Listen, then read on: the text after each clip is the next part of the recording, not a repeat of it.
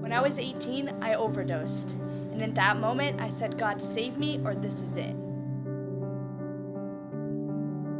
My entire life, I struggled with depression, which led me to drugs and alcohol. I thought I had no reason to live, and because of that, I had no purpose. After my overdose, I was in and out of rehab, struggling to find any direction in my life. The last time I got out of rehab, I wanted to do something different, and a friend of mine approached me and said, why don't you do a DTS? I thought to myself, there's no way I can do a DTS. I didn't feel qualified. But the more that God spoke to me, the more clarity He gave me to do this DTS.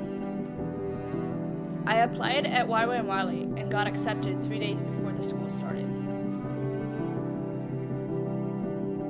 Through DTS, God shaped me into the missionary that I'm called to be. He revealed His love toward me and His purpose for my life.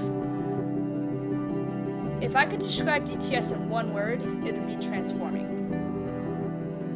I came out of DTS fully restored and found new life in Christ.